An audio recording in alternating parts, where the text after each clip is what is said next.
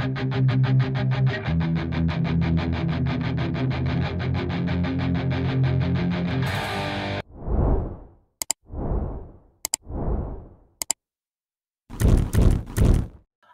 and welcome back to the David67 Celtic News YouTube channel. Today's second video is a quick preview of tomorrow's vital game between Celtic and Aberdeen. Both teams 100% record top of the table. Celtic's significantly ahead on goal difference. However, tomorrow's game could well be our most difficult domestic game of the season so far, given the fact that our last game against our big rivals from across the city was a relatively easy win for us in the end. So today's video, we're just going to have a wee look at my predicted lineup, predicted scores, some of the stats of Celtic against Aberdeen head-to-head, and also a few wee thoughts regarding Brendan Rodgers' recent Friday afternoon press conference. Before we do crack on with the video, please just a wee quick suggestion, reminder, encouragement. If you are new to the channel and not yet subscribed, please do click that subscribe button. Keep the numbers pushing further and further towards 1,100. If you do like the video, please do click that like button. Help with getting the channel and the videos spread to more of an audience, and do pop your thoughts into the comment section, primarily regarding what you feel Celtic's lineup's going to be tomorrow, your predicted score, and any other issues surrounding the club at the moment. Celtic go into tomorrow's game against Aberdeen with practically a full squad. Cameron Carter-Vickers is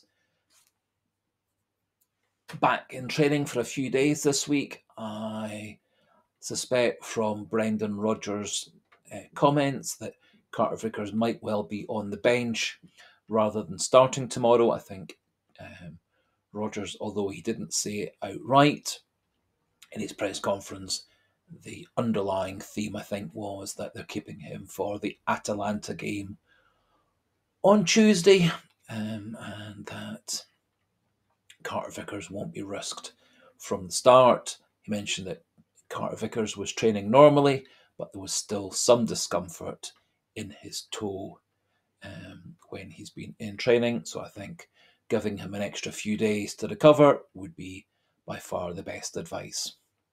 It would appear that all of Celtic's players who've been away on international break are back fresh and fit. Greg Taylor, it was stated, has been back in training this week, but he won't be fit for the game against Aberdeen or Atalanta, but thought to be back in first team contention for next weekend's game.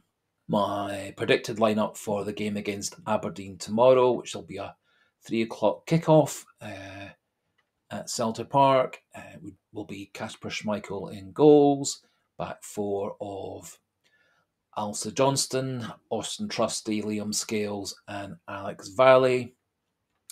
The usual midfield three of recent times, McGregor, Hatate and Engels. And out wide on the right, Nicholas Kuhn. Out wide on the left, Tyson Maida. And through the middle, Kyogo. I think Kyogo has had a nice wee break, a few days off from training. Back fully in training this week, and I think he's going to be fresher and hungrier than Adam Ida, who had a wee bit of a disappointing, frustrating international break, being on the bench for the second match and having a very brief sub-appearance in the 2-1 win for Ireland over Finland a few days before. There is some suggestion that rather than Hatate, we might well go for Paulo Bernardo or even Luke McCowan, and personally would have no real problems with that either. I think Hatate, Bernardo and McCowan all can do a very good job as one of our two more attacking midfielders, and what has been very encouraging this season for me is the fact that Callum McGregor has so often got himself fully forward to be a threat in and around the box, creating goals and scoring goals as well. Just looking at some of the stats of Celtic against Aberdeen in the last 10 games against Aberdeen. Celtic have 8 wins and 2 draws, and in those 10 games against Aberdeen, 30 goals for and 8 goals against. Looking at the last 25 games against Aberdeen in all competitions, Celtic have 20 wins, 5 draws, and no defeats. And the last time that Aberdeen beat us was in May 2018, so we're talking the best part of 6.5 years ago. And so Celtic clearly have a very, very good record against Aberdeen. Around this time last year, we were beating them 6-0. I would be very, very, very surprised if the score is anything in that region, but I am good and confident that Celtic will win tomorrow. My predicted score would be 2-0 to Celtic, with Aberdeen putting up a good fight and trying to be a wee bit more attacking than many clubs are against us, which should open up space for players such as Kuhn and Kyogo and Maeda, and hopefully allow our midfielders to come through and support the attack as well. Getting back to the stats, the last 36 games between Celtic and Aberdeen at Celtic Park. Celtic have 34 wins, 1 draw and 1 loss. So again, brilliant record against Aberdeen at Celtic Park. And we have 8 wins out of 8 in the last 8 games against Aberdeen at Celtic Park. And we are on 13 wins in a row in home games in all competitions currently. So just going back to the predicted lineup, I think the team picks itself, other than the question whether they will risk Carter Vickers at right side of centre-back or continue to use Austin Trusty as deputy right centre-back. And from what Rodgers was saying, Trusty was back fully fit and fresh and in training this morning after playing as a sub for America in the midweek. And so it would appear that Trusty will be fully able and jet lag free to play tomorrow, and I think they'll start him on Saturday with a view to getting Carter Vickers back for the Atalanta game next Tuesday. Just touching on Brendan Rodgers' press conference, the main issues that he talked about were player fitness, so saying that Carter Vickers back in training, as is Greg Taylor. However, Greg Taylor won't be available for the next couple of matches, but Carter Vickers could well be available for Saturday or Tuesday. He kind of played down any talk of Kieran Tierney coming back to the club and simply said that he'd met up with Kieran Tierney because they were both down in London at the same time. Didn't really go into any depth.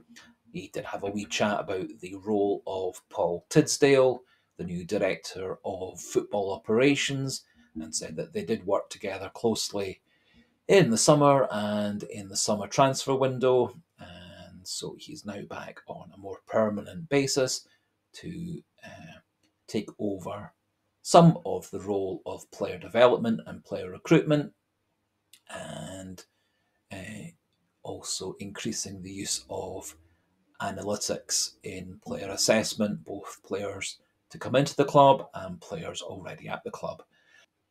Just a couple wee more things to say before we finish off this afternoon's video. Very encouraged by the relatively large viewing figures for the Dixie Deans video, which is over 800 views on the channel. the Harry Hood and Paul Wilson combo video is a wee bit behind on 200, which is a little bit surprising given the fact that the two of them come as a pair. But the Dixie Deans one has proven much more popular, and I'm very grateful for all those who've watched it. And by watching it, it does mean that YouTube sends it to more people, and so hopefully those viewing numbers go up and up, because I think remembering the great players of our past is very important in terms of knowing the club history.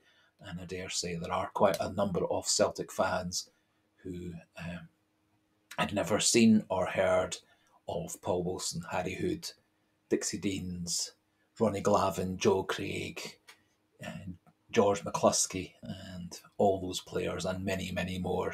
So that finishes things off for today's video.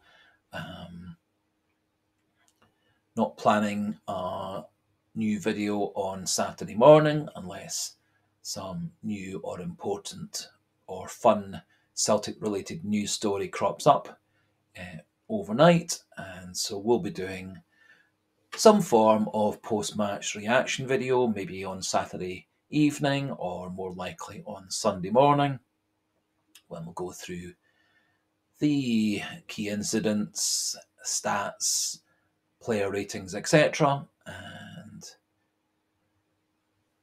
hopefully we'll be celebrating a nice, comfortable Celtic win, no new injuries, and Celtic creating a 3-point gap at the top of the table, full of confidence to go into the third Champions League game against Atalanta on Tuesday. So just as a closing thought, please do, if you are new to the channel and like the channel, like the videos, please do click that subscriber button. Keep those numbers going up and up and up. If you do like the video, please do click that like button, and as usual, comment section open for your thoughts on Celtic related matters, but primarily tomorrow's game against Aberdeen, formations, tactics, who might be the key players, any changes to the lineup from recent matches. And so until the post-match review video, good luck Celtic in your game against Aberdeen tomorrow afternoon. Goodbye and hail, hail.